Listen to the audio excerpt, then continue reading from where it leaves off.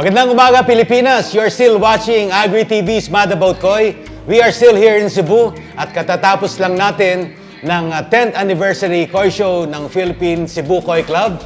We just interviewed Dennis Pipito, and right here in front of me is the Grand Champion winner of the Class C category ng most recently conducted 10th anniversary Philippine Koi Show. So, welcome to Agri TV's Mad About Koi, Eugene. Thank you, Sir Mike. Thank you, Sir Mike. Welcome Eugene to Cebu. Andales in the house. Yay! Welcome to Cebu po.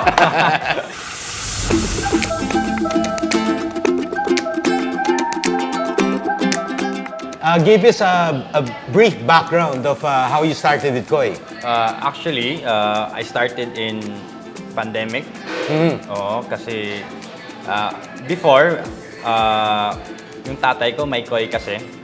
And then siya yung nagbigay sa akin ng task na mag-alaga doon.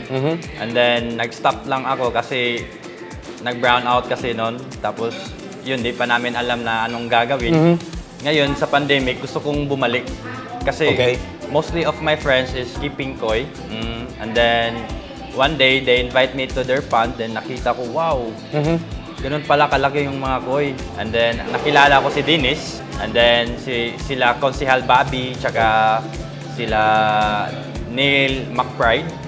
They teach me how to keep koi. And then, they guide me how to build ponds. And then, as a newbie, I'm still asking them how to keep koi. And then, one day, na bumibili ako ng koi, inaano nila na wag ka masyadong bibili. You try grow out. And then what is grow out? So sabi nila na it's a grooming technique for keeping koi. Yeah, competition. So at that time I'm still searching. I'm searching in internet. I saw your face, Sir Mike. And then yung mga ginagamit nyo na pond conditioner. So doon po nagsimula lahat. Proper maintenance ng pond. And then after that, I still keep learning. Maintain and how to be consistent of keeping koi and grooming koi. So tell us your secrets. Ano bang how do you keep good koi? And in your nasa likod po natin dito, one of his ponds. Actually, this is a cafe na pag-aari po ni Eugene. It's called 8020. So, beautiful, delicious coffee here. Thank you. Ang background po nito is Hotel Letier. Tama ba yun? Yes po. So, he owns hotels. And then, this is one of his koi ponds sa likod namin. Yes, and po. then, how many ponds do you have more in your house or outside of here? I do have one pond in my house, and then I do have in the golf course also, and also in my cafe here in 8020. Okay. Oo.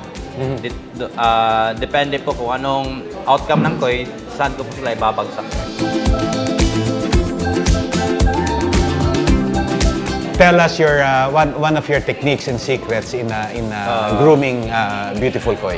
Biggest secret sa mga groomer na they need to invest or hindi matakot sa mga magagandang produkto. Kasi yung iba kasi is rumors na ito ay hindi mapapaganda, pero malaking bagay talaga sa industry at saka sa pag-groom ng isda talaga.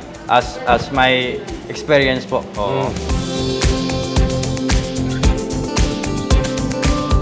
Thank you so much, Eugene, for this beautiful Thank you. talk. And then congratulations once again for winning Grand Champion C. But before I let you go, brief advice. Huwag kayong matakot nag-compete. Kapag magko-compete kayo, do your best. Learn to accept kung matalo or matalo. And then, laban lang yun. Ay mo kahadlok lang yun. Thank you. What a beautiful attitude. Win or lose. If you win, then enjoy it. Yes, if po. you lose, then accept. Better luck next time. Better luck next time. Thank you so much, Eugene. Thank you. Beautiful words. We're gonna let you go, friends, and I hope meron po kami na-share sa inyo dito sa Agri TV's Mad About Koi. To the max, my name is Mike Hernandez with my friend Eugene Andales.